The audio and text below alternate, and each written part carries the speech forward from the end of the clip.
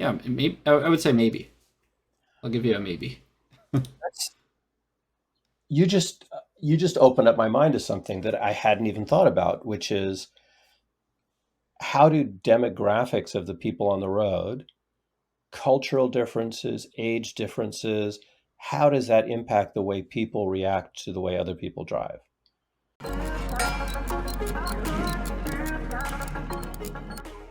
Yeah, first of all, thank you for being willing to play with me, and thank you for for setting up the StreamYard for recording because I think I've been well. I mean, this might end up to be something that neither of us are interested in, you know, putting out there in any form. It might be interesting to show to people to be, hey, we tried this thing, and either it sucked or it didn't, and hey, look at how bad this sucked, or how it goes.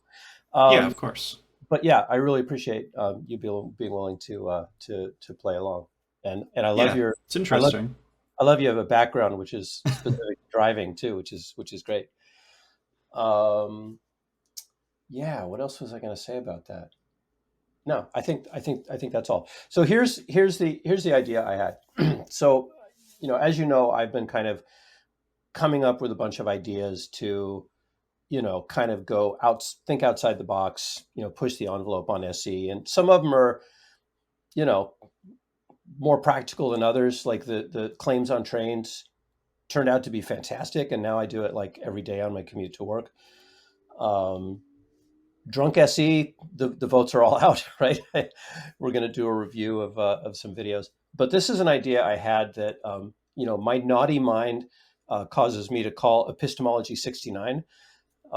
But to keep away from the NC 17 metaphor, the idea is you have two street epistemologists doing SE on each other simultaneously, and there's a bunch of things that I want to test with this.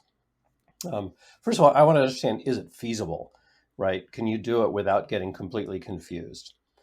I thought we would start by trying it with a claim that we both share. And so that's how this came to be, is right. We were chatting on Discord, and I proposed a claim, and I think we both roughly share it.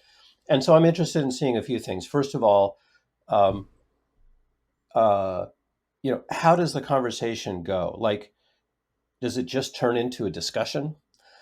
Uh, does it stay SE and it marches along in very orderly fashion? Like we both end up asking the same questions? Um, how close are our reasons and justifications, or are they completely different? Or do the conversations just take completely divergent routes and we end up in different places? Do we end up adopting each other's reasons and views or definitions? Is our definition even of, because it hinges around what I'm calling ethical driving, do our definitions even are anywhere close to each other? So, um, so that's my thoughts.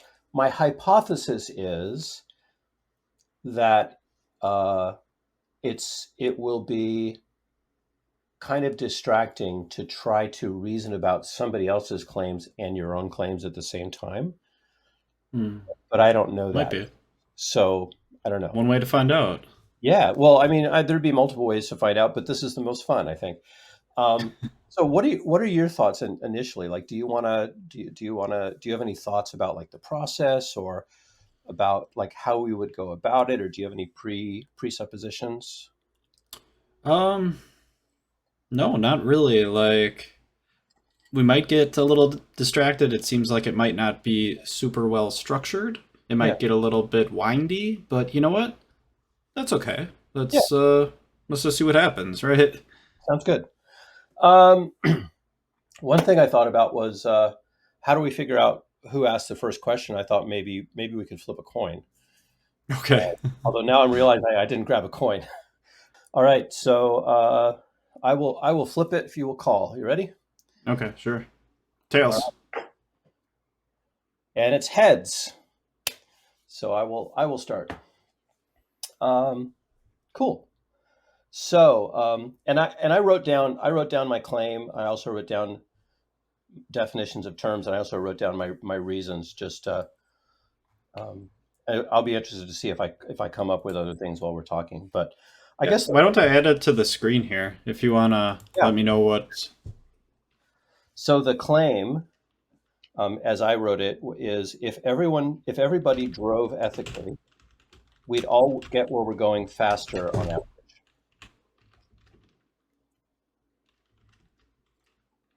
Everybody drove ethically, we would get. We'd get where we're going faster on average. Because I think we could explore around that and say, well, if you drive selfishly, you might actually get where you're going faster on your own. Did I lose you, or are we just Oops, I waiting? clicked the wrong button. There you go. Cool, My bad. awesome. All right, um, There we go. cool. So I would start by asking you. So I advanced the term ethical driving. What does that mean to you? For me, it would mean abiding by all the rules of the road. So we're talking like speeding, Mm-hmm. um, tailgating would be unethical. All these things would be unethical. Speeding, tailgating, um, you know, traffic laws, running red lights would be a good example. Mm-hmm. Cutting people off, driving recklessly. Okay. So basically, driving ethically would be not doing those things and driving in a way that doesn't endanger anyone else's life. Not endangering life. I like that. Um, it sounds like it's a mix of things that are legal and things that are, I don't want to put words in your mouth, but some of these things are laws and some of these things are not, like cutting someone off, for example. Like how can you kind of explain to me how that fits in?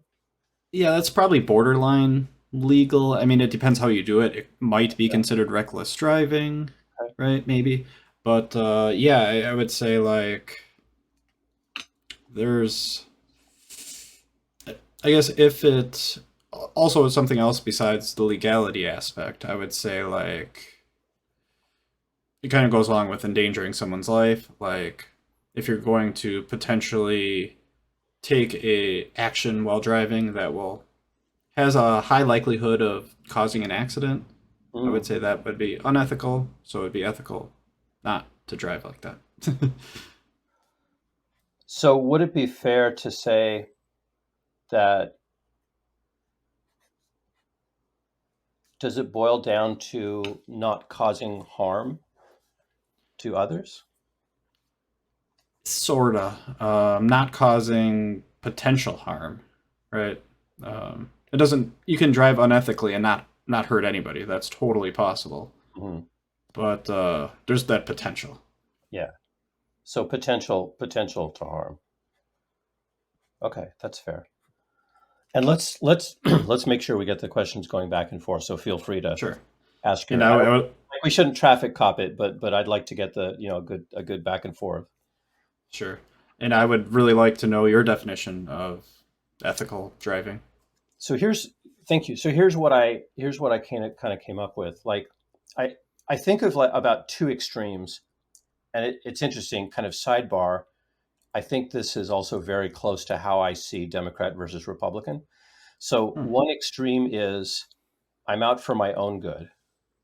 And the other extreme is I'm trying to maximize the good for everybody in traffic. So on one end, I might be trying to get where I'm going as fast as possible, screw everybody else, right? So I don't care what happens to the people behind me. And the Mm-hmm. other end, I'm really caring completely about what happened, the experience of the people, all the people behind me, to the point where I'll sacrifice my own ability to get where I'm going to help other people, right? And so within that spectrum, ethical driving is closer to the end where everybody benefits and further away from the end where only I benefit. Okay, I So, gotcha. yeah. So some examples that come out of that are, Like if I'm changing lanes, I should be cognizant of the effect of changing lanes on the people behind me. So if there's no space in traffic and I need to stop in my lane in order to get in, I should realize that I'm impacting people for miles behind me when I do that. And I should avoid doing that. So I should try to merge, and I do try to merge in such a way that I don't impact people behind me. To, and there's a dilemma there because there are times when uh, I will not merge at all. Like I'll miss an exit because I realize I would have to stop traffic in order to get in because there's no space and traffic is stopped and there's too much of a differential between them. I Mm. don't necessarily advocate that people should go to that extreme where you like put yourself out completely, but I would think getting closer to that, right? You want to, I try to minimize the impact to people around and behind me on the road. Yeah, that's fair. I think we're pretty much on the same page. I think what you said, in completely different words and terms, is a lot like what I was describing. I think the result is the same. I think mine is a little bit more procedural. I think it's because I took time ahead of time to think about it Yeah. and write it down. Um, cool.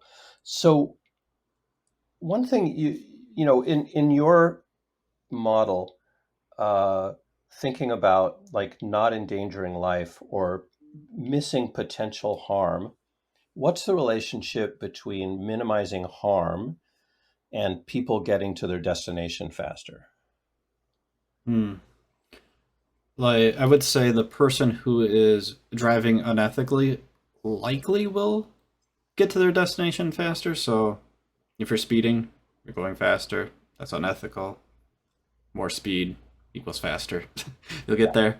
Um, that doesn't necessarily mean that's the case for everybody. Like all the people behind who got cut off, slammed on their brakes, or saw you speeding and moved ahead to move over and slow down because right, they're not getting there faster. Yeah. But that one person might be getting there faster. But if you're not speeding, do you Hmm. think that does make more people get to their destinations faster? Overall, hmm. Is the question if everybody is speeding or if it's just one person?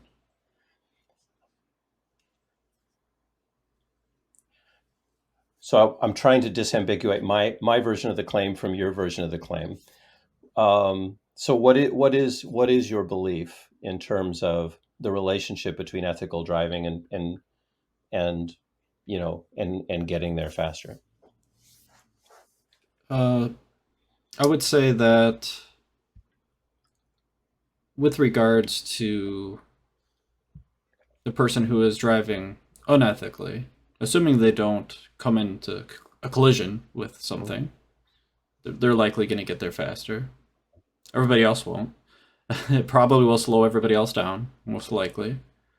What Um, why would me speeding slow you down if we're both on the highway? um, Someone who's speeding, they need to change lanes frequently because everybody else is going slower than them. Mm, So they're likely going to do one of these. We all yeah. know that person Yep. where they're cutting in and out of traffic. A lot of times people hit brakes when Mm. cars switch lanes in front of them, and when they're relatively close. Um, and then the people behind them hit the brakes, and then the people behind them hit the brakes, and then we're all just stopped in traffic, right? Is it possible for somebody to speed and be weaving around other people and not cause people to hit their brakes? Hmm, maybe, but it depends, I guess, on the speed. If they're only going like 1 mile per hour over the speed limit, they're probably the slow ones, quite frankly. So like in that scenario, Hmm. yes.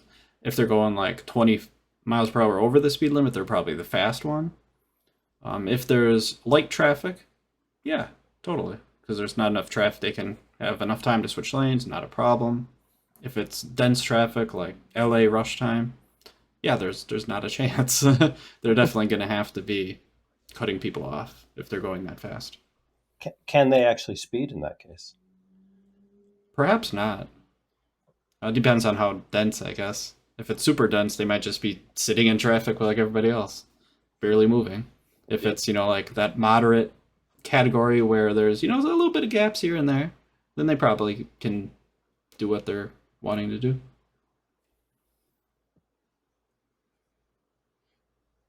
Cool. I want to leave gaps for you to get questions into. Okay.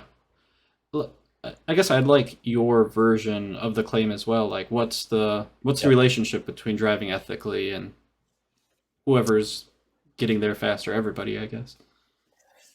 I see. I drive a lot because I drive once a week. I drive from the Washington coast into the city, and then I drive from the city back out to the coast at the end of the week, and it's about 2 or 3 hours driving each time along I-5. So I see a lot of traffic, and I see a lot of situations where all of a sudden traffic that's going quite well, all of a sudden just kind of comes to a standstill. Mhm. And here's the difficult part. Since it's usually well ahead of me, I don't usually know exactly what's stopping the traffic. But I see lots of situations like around me where, for example, one of the situations I mentioned before, let's say there's an exit where people are bunching up and traffic is compressing, and people in the line next to the exit are trying to get over. There's often possibilities for people to just kind of slide smoothly into a gap in traffic to get over. And that doesn't cause the traffic behind them to slow down. But there's a lot of times when people will just, slam on the brakes and either slow down quite a bit or just stop and wait to get in, and then everybody behind them stops. And so my hypothesis is that when I'm stopping and having to all of a sudden stop in traffic, it's because somebody ahead of me is doing that and has slowed down. And so in my mind, what that means is that them taking that action to act on for themselves to get into the lane that they want, they're not thinking about the people behind them, and it's causing an impact to traffic sometimes miles back.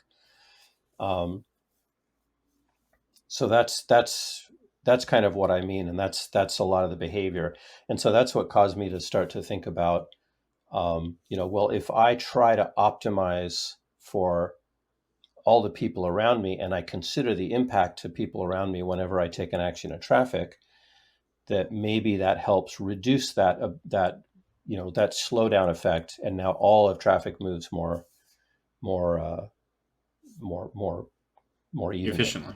more Yep. efficiently. Thank you. Good word. Yeah, and so like some of the reasons that I have for that are, first of all, the observations that I noted. I've also taken note of the fact that the Washington Department of Transportation has specific guidance for times when there are, like, say the right lane is blocked.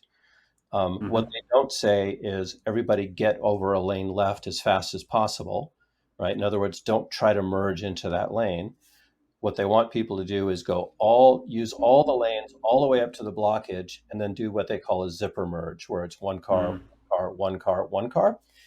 And my understanding is, and to be clear, I haven't seen the studies. I don't know what the research has gone into this, but my understanding is that this has been studied and that's been found to be the most efficient way to merge.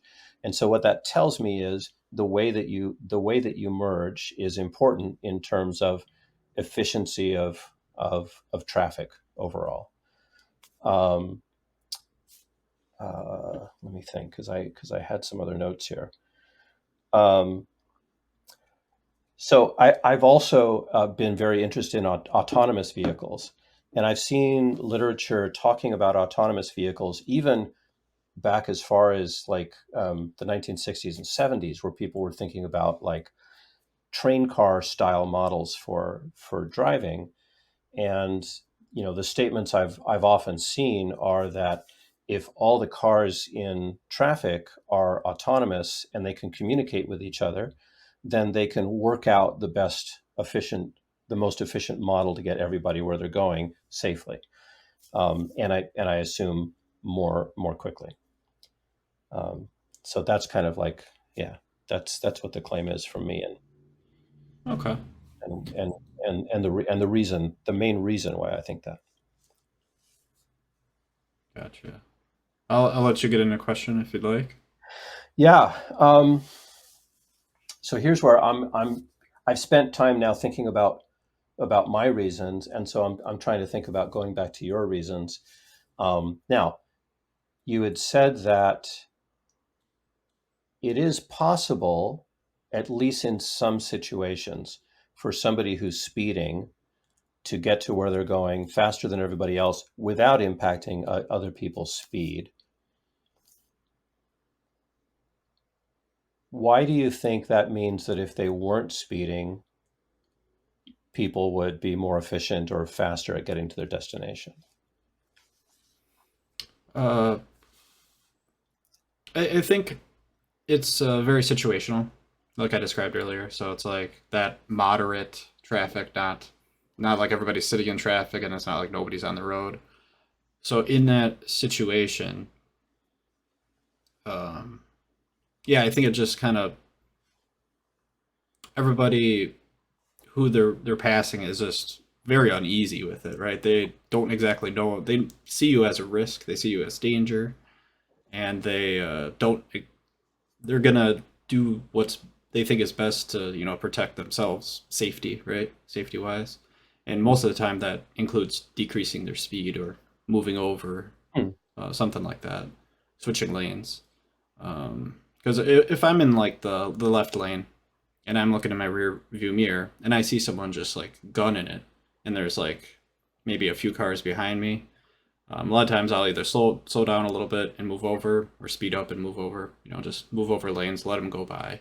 Mhm. Um, and I understand that switching lanes like that probably does impact the traffic. It probably slows people Mhm. down. But I think that's the safest thing to do is just to let them go by and don't have them trapped and trying to weave, in between, trying to sneak by with, a little tiny gap that big or something. Do you think that the behavior that you do of being cautious, moving over, slowing down, do you think that that's typical behavior in traffic? Um, I think it's relatively common. Probably not. I'm sure not everybody does it. I'm sure a lot of people will see that person in the rearview mirror and either not do and take any action, brake check them, speed up. There's probably multiple behaviors. Do you think that there are times when somebody going fast will kind of encourage other people to go faster? Yeah, yeah. Sometimes there's like a pushing effect, right? If someone's tailgating you, you increase your speed to get away from them, but that doesn't actually work. You just end up careening down the highway. Yeah.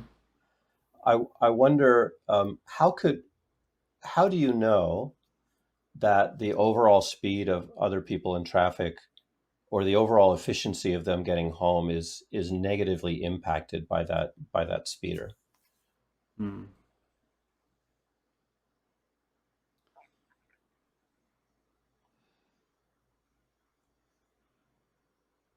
That's a good question. Like, I guess it's one of those things that's a little situational. It's kind of an assumption, I guess. Like, I assume if people are, doing one of these, right, that that people are probably going to respond by braking. Um, that's not always the case, but it really only takes one person to get nervous, hit the brakes, and then that causes that domino like effect. True. So I guess there's kind of an assumption that I assume like that human behavior. Hmm. Um, but I think it fits in. I think humans tend to have that response to if someone shoots a gap that's may not be big enough, you know. Why? What thinking underlies that assumption? Or what? How do you justify that assumption? I think people have a tendency to not want to get in collisions with their cars. They want to protect their cars themselves, you know, their investment. They don't want their insurance to go up. They don't want to have to wait for the police, yada yada. So it kind of makes sense Okay. What and why do you believe that? that people want to protect themselves, their cars. Mm.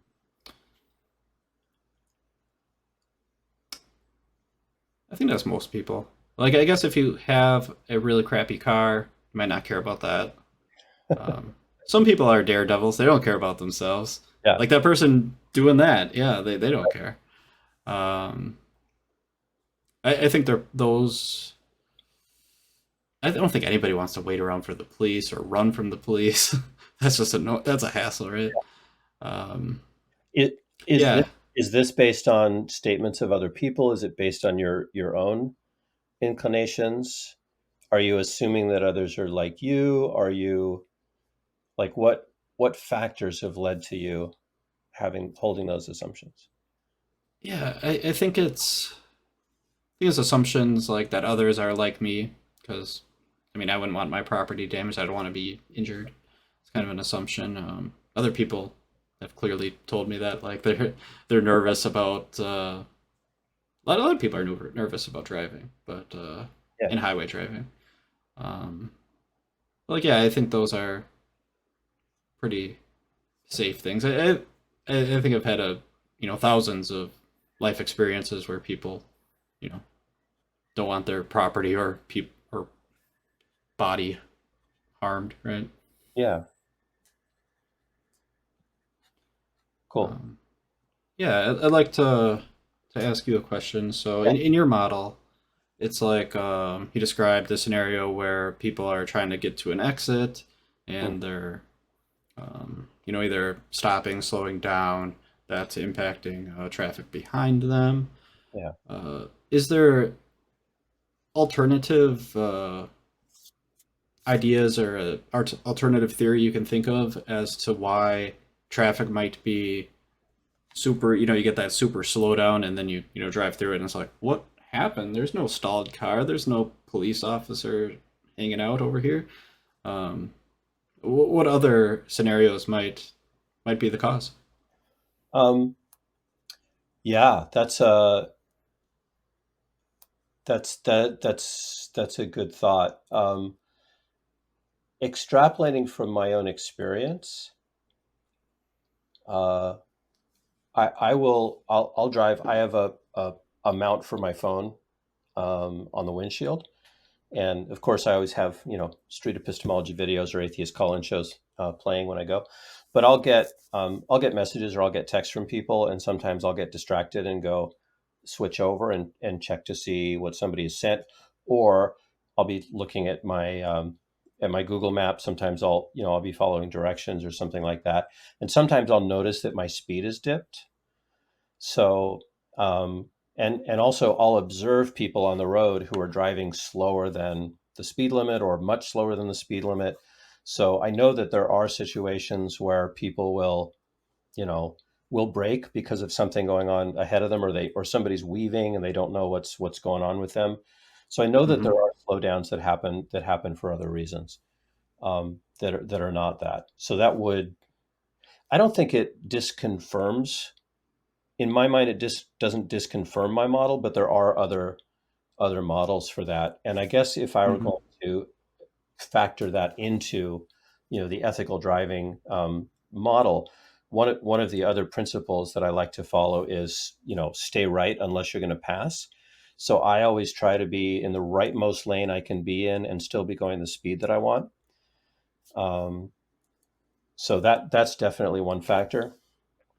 Um, I see a lot of time that road construction will narrow traffic, and that kind of slows everyone down. So that's part of it. But you're right; there are those times that you get there, and there's no obvious reason why people have been slowing down. And the thought in my head, and often we say this out loud when we're driving with others, is, oh, somebody did something stupid, and we just don't know what it was. And I don't know that that's Hmm. true, but I think we feel better, you know, being able to vent our frustrations that way. Um, One of the things that I was going to mention earlier that was kind of part of my evidence for why these actions have lots of impact on the people behind you is something that I have heard that I've never been able to source, but what I've heard is that traffic has memory.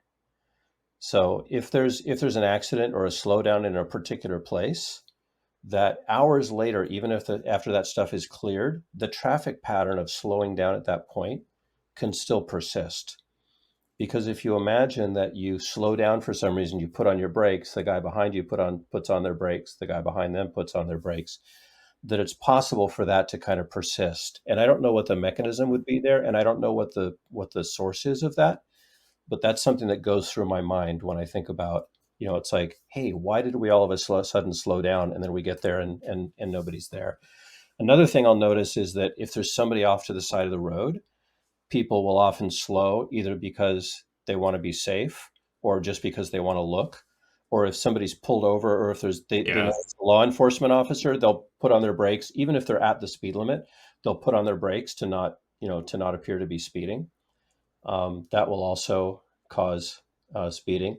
That does support my claim, though, because that's a case where you do that action, you're not accounting for the people behind you and thinking about the impact that that's going to have on them. Right. Um, Although, alternatively, I guess I could play devil's advocate against myself and say, in that case, me slowing down is helping make it safer for people behind me, because it's like I'm saying, hey, everybody slow down because there's somebody on the side of the road here, Yeah, right? that's a scenario where, yeah, that might prevent an accident because Yeah, everybody should slow down. That's kind of what you want to do. yeah. All right. So for you, can you do you think there's a possible world where people could speed as much as they want and still be driving ethically? Mhm.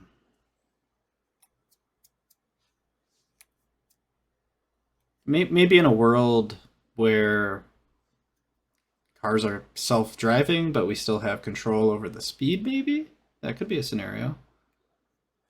What about the Autobahn in Germany? Hmm.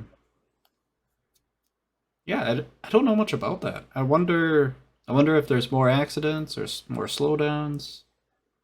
I'd be interested in that. That'd be interesting to look into. 'Cause one of the things you mentioned was that the reason traffic slows down is not because someone's speeding, it's because other people are nervous around that person speeding, and they're the ones Hmm. that cause the slowdowns. So I do, yeah. is there a world where where it's more culturally ingrained, where people know how to drive around that and everybody drives the speed that they want? Hmm. And so someone can go just, hell bent for leather in the left-hand lane, and the people further right be like, that's cool. Maybe. Yeah, maybe. Maybe where people are really used to that kind of thing. Um, I don't know. I can't imagine like someone who's like I don't know what it's like for your area, but we have in my neck of the woods, we have a lot of elderly people who are still driving, Hmm. and yeah, they don't do well with that.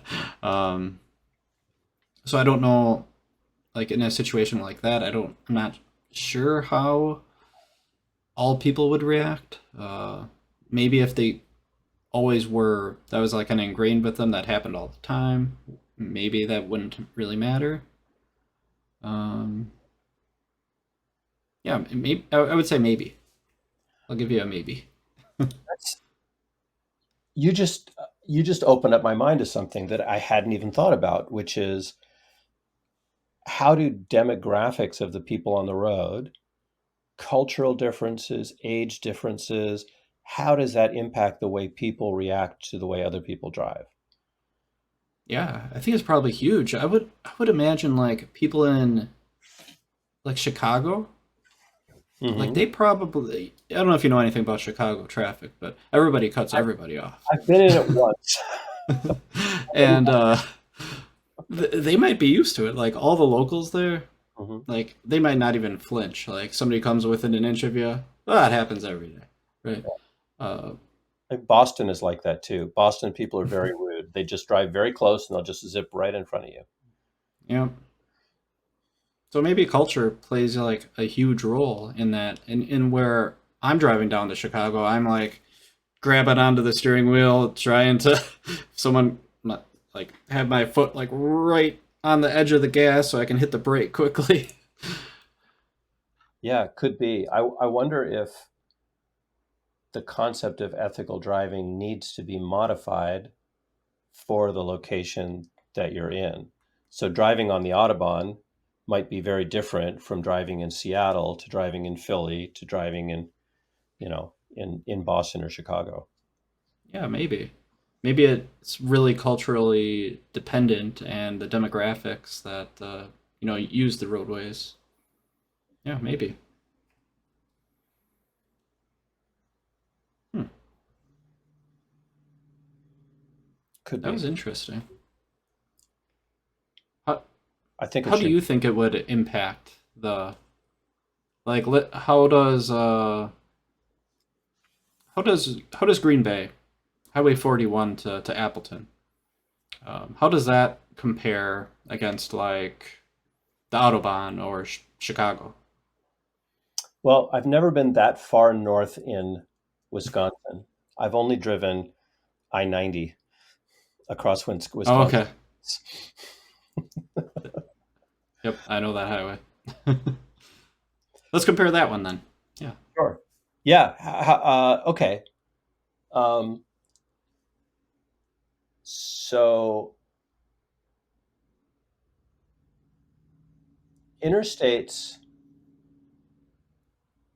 out in the middle of nowhere and roads in the middle of a city, in my experience, have very different traffic patterns. Uh, and applying the idea of ethical driving to like an interstate highway for me includes, I mean, it continues to think about what is the impact on people behind me. But rather than me being worried about braking, what's going on in front of me and moderating my speed, it's more about what's happening behind me. And like, is somebody coming up fast behind me and I want to make sure that I'm not in their way. So that takes that speeding component, right? And Mm-hmm. if like that's another principle that I try not to do is I try not to speed match. So if somebody's in the right lane and you're in a left in a more left lane, right? And you're keeping pace with them, now nobody can get around me and I've effectively blocked all of traffic. And so it's like I'm speed policing. And really, what I need to do is get over. So there's always a path for someone to go through if they want to go faster.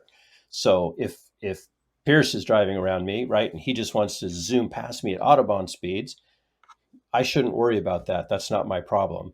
My problem is just to make sure not to impact him because he's behind me. So the principle remains the same. But if I'm driving in a city, then Mm-hmm. there's probably going to be a lot more jockeying of lanes because, first of all, I mean, not there's not depends on what time of day. There might not always be more people on the road, but there's usually a lot more people merging in. They can be merging in from the right or from the left. And there's also people getting off on exits, and they could be getting off from the left or the right. And so they could be getting on the right and then getting all the way across and then getting off on the left or vice versa.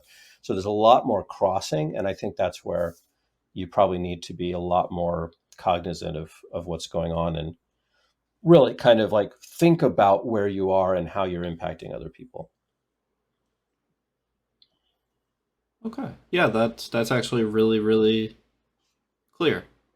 I totally get it. Like if you're on in the middle of nowhere, You don't really have to worry about braking so much because there won't be as much congested traffic around you. So you probably can just make sure you don't speed match someone and block traffic. If someone's coming up hot behind you, probably just get out of their way. If Yeah. you're in more of a congested city highway situation, or you probably want to be a lot more vigilant of where you are, um, and make sure if you're switching lanes that you have space to do it and you don't switch over, hit the brakes, make him hit the brakes, make him hit the brakes. Yeah. Okay. Yeah. Got it. Th- I think this is going to be a softball question for you, but why is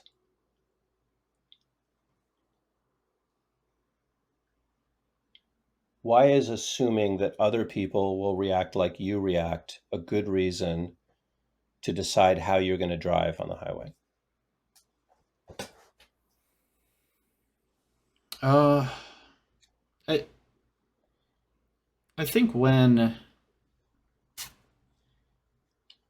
I don't know if that's necessarily a great assumption. I think it's best to assume somebody's going to react poorly rather than someone reacting in the best possible way. And when I say best, I mean like the safest. I All think right. it's I think it's wise to assume, at least for me, to assume that everybody's going to do something silly, right? Because I think that helps protect them, their property, Hmm. helps protect me, my property, and then hopefully we just get to our destination safe. I like that. So is this a case of assuming the worst, hoping for the best? Kinda, yeah. Or I think the term for it is defensive driving. So Okay. you kind of assume that somebody else is going to make a mistake, and if you give yourself enough room, enough space, you can basically correct for that mistake. Like if Hmm. someone is not driving attentively and swerves into your lane, like you gave enough, you weren't speed matching them, you weren't right next to them, you had a little bit of space. That way you can slow down, avoid a collision. Hmm. Would there be any downsides to using that model? Maybe you might arrive like a minute or two later than you would have otherwise. Like if you're if I'm driving and I see somebody who's I'm giving them more space and I don't really want to go in that lane, speed up, get past them, past the semi or whatever. Um, yeah, it might take a few extra minutes. What is the trade-off there if you drive that way and take a few extra minutes? Why wouldn't you want to drive differently and get home a little bit faster? If I'm going home, probably not a big deal to get home 30 seconds to 3 4 minutes earlier. That's not a big deal to me. That's not important to me. Um, if Let's if if I was bleeding and I was going to the hospital, that'd mm, be a different scenario. I might want to get there as quickly as I can. okay. How does ethical driving apply in that scenario? What's the most ethical thing to do if you're trying to get to the hospital? Uh, I'd say like you can break some rules. You can. I'd say you can do anything that would inconvenience people. So if you're doing the whole swerving thing, I would Mm, say probably be careful. Don't be overly reckless. But yeah, you can do that a little bit. If you slow down people behind you, well, they're not bleeding to death. So maybe you got kind of like the priority in that situation. Or maybe you should have called an ambulance. I don't know. I wonder how often in a typical traffic situation there is somebody with a medical emergency. I wouldn't say too often. I wouldn't. I think most people would call an ambulance. That's kind of what you're told to do, right? I don't know. I would assume that's like better and faster because that's what they tell you to do. I wonder what impact ambulances have on a speeding ambulance or a speeding police car has on the overall flow of traffic. I, I would imagine significant. I feel like You that's think? maybe outside of the are are emergency vehicles obliged to drive ethically, or in under what are the parameters around emergency vehicles and ethical driving? You you want How me to answer that? how many acts? I don't know. I'm my mind's Think it out spiraling. loud. Yeah, I'm just really musing on this. Like, I wonder how we could find out what the impact is of emergency vehicles on traffic. is is that important to find that out? Like, Um, does it matter if emergency vehicles impact traffic? Like, they kind of like why does traffic matter in that situation?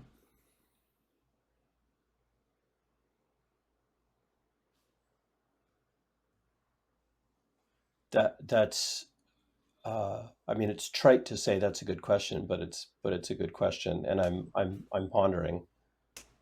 Um,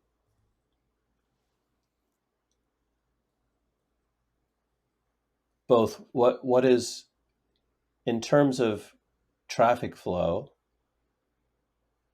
what is the ethical thing for an ambulance driver to do, and what is the ethical thing for me to do in the presence of an ambulance driver? So I think the laws most places, I don't know if it's the same in Wisconsin, but the laws in Washington are you have to pull all the way to the right Hmm. when there's sirens and lights behind you. I've seen that in other countries as well. In Australia, you needed to pull to the Hmm. left when an ambulance hit you. But if we're defining, as I am, ethical driving as uh, optimizing, flow for the people behind you, Hmm. by that definition, an ambulance driver is driving unethically because they're causing the whole traffic column to slow down and maybe stop. So I wonder what the overall good is there. Um, so I don't know. I'm gonna have to think about that. Uh, okay, let me think about my next question for you. Um, is there a better traffic system overall, do you think, where people can drive more autonomously and not be unethical? I mean, part of it is if you go by your definition. Sorry, I'm just gonna think about this. To go by your definition, strike that. Your definition included things about traffic laws. Hmm. If we just abolished all traffic laws, then would people be by default be driving ethically all the time? No. I, In in I my just realized definition at the end, because there was the we ended up changing your definition to be minimizing yeah, harm. So yeah, never, yeah. strike that question. Strike that And question. I and I'd say the laws are probably based off that minimizing harm. So that's why it mimicked laws so Ooh, much. ooh, we could SE that all on its We own. could. Traffic Yeah, laws based on minimizing harm. we could. That may be true. It may not be true. Might Um, be. cool. I think I've exhausted my questions. Can you think of other places we haven't been? Do you? I mean, you might have lots more questions for me. Um, maybe. Let me think for a moment.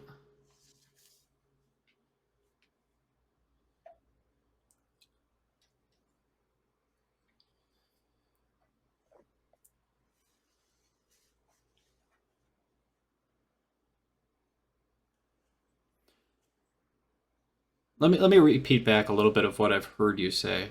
Okay. So, in your kind of your model, Driving ethically is where you don't impact the cars behind you. You don't cause them to slow down.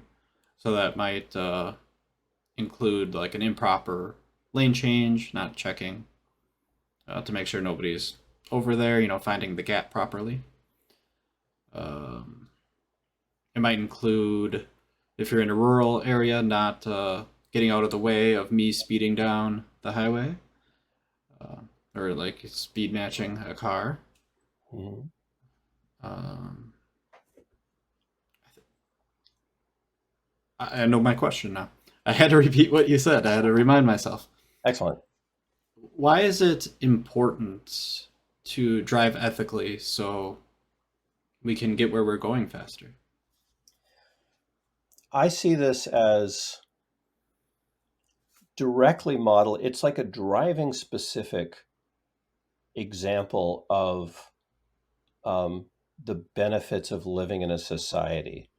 Because we've evolved to be a social species, and because I mean, I think the reason that we've evolved empathy is because we realize that we have better, we should, our survival as a species is based on our ability to work effectively as a society. And I'm shorthanding a ton of stuff there. Um, but I see that as directly analogous to the driving example. So it's kind of like a golden rule thing, right? If I'm optimizing, it's not that necessarily that I optimize for everybody around me. That's kind of like an altruism, self-sacrifice thing. Mm-hmm. I don't think it's no benefit to me if only I'm doing it. But if everybody on the road is doing that, then presumably I'm safer driving. There's less risk to me, and I get home, I don't know about faster, but in a predictable amount of time. So maybe during rush hour, there's less impact to me of driving home during rush hour as opposed to driving home in the middle of the night when there's nobody on the road. So I feel like if we're all doing that, I'm going to be a lot less annoyed. I'm going to be a lot calmer. I'm going to be It's going to be easier for me to get where I'm going if we all do it. Now, if only one person does it, then that person is, everyone's going to be, you're going to be out there speeding by and saying, "Later, sucker," right? And and you're going to win, right? But it's not about winning and losing, right? It's about everybody winning together instead of just one person winning. Um, Got it. Cooperation. yeah, I feel like cooperation is, social cooperation is what Mm-hmm. helps the most possible people. Um, yeah, that's what makes me a socialist instead of a Republican. All right. If that was like a closing statement in a court case, that would have been that would have been beautiful. No further questions. That's right. Excellent. Cool. All right, that was cool. That was a fun little experiment. How do you think it went? Um, it was different than I imagined. I imagined the questions going back and forth. It felt more like a natural conversation, but kind of using Mm-hmm. SE principles to have a conversation on a particular topic. Um, I really liked that we both had kind of very different definitions for Mm-hmm. ethical driving, and so the conversations really did go in different directions, and I liked that. They did, Um, yeah. yeah, I did lose the thread a couple times, like when it went from me thinking about my claim to me thinking about your claim. I definitely had to like catch my thoughts, and Me too. yeah, and I wonder if there would be a if like I wasn't taking a lot of notes, I was like scribbling on the back of an envelope, but I and I didn't feel like I could spend a lot of time taking notes because most of the time, like if I was talking, well, I guess I mean I could take anyway. I didn't effectively take notes, and so I didn't feel like I could have that. Usually, when I'm doing SE with someone, like I've got what they're saying fresh in my mind, and I'm kind of like taking mental notes of, oh, here's something I can jump into. But when I'm sitting here talking about my claim, it's harder for me to keep that stuff in mind. So I kind of have to push it on the stack and try to pop it off. Um, yeah. How about for you? It was pretty good. I liked it. Yeah, it seemed much more like a natural conversation without so much rigid structure. Hmm. And even though our claims weren't the same, they were different because we had different definitions and we Yeah. were kind of looking at it different. Like even hearing your perspective was helpful for me to, evaluate my own thoughts. So that was really a benefit for me. Nice. Yeah, that's good. I wonder how this would be if we started with completely different claims, right? So it was a different. So we were Hmm. basically talking about two topics instead of one topic. Yeah, that would be interesting. I wonder how that would work. I also wonder how it would work if we had it we really zeroed in and agreed on definitions and it was Mhm. exactly the same thing. So that could be interesting as well. That could also be interesting. Um, One thing that's difficult for me is, and I think this is a bias of mine, I'm aware it's a bias, and I haven't managed to really do a lot of unwrapping of this, but I don't necessarily like to do SE on street epistemologists or have street epistemologists do SE on me because I feel like there's a greater impact if you're having a conversation with somebody who hasn't done this sort of process. Um, so, like, I'll give an example. This person wasn't a street epistemologist, but I don't know if you listen to the stuff that I put on my podcast, but I went to a one of our local churches and I talked to the pastor there. And it turned out this is a dude who had studied philosophy. He knew epistemology inside and out. So it's like I started doing outsider tests. He knew exactly where I was going. And so he was able to say, yeah, you're right. It's like I don't have a rational justification that would not be the same justification for another. Right. So it's like he was already there with me. I didn't have to teach him, Hmm. which made for a great conversation, but I didn't feel like there was a lot of aporia there because it's like he was like, oh yeah, I see what you mean. That's an argument from authority. And oh yeah, I see what you mean. Like we have justification. Oh yeah, you're right. Faith is Yeah. not a great justification for my belief. Right. So it kind of it makes for a better conversation because like you and I both have the same tools or similar tools, but at the same time it doesn't have that sense of satisfaction of leading somebody to something that they hadn't thought of before. Although I think you and I both came to moments, right? You brought me some moments with your questions where it's like, gee, I hadn't really thought about that aspect, and I think I did the same for you. So I think Yeah, totally. there was legitimate learning on both sides. Um, but but yeah, definitely interesting, and I definitely like to try the other experiments.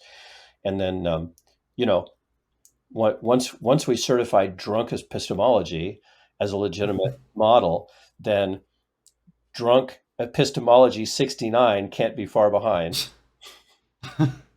It might as well, I guess, at that point. On a train.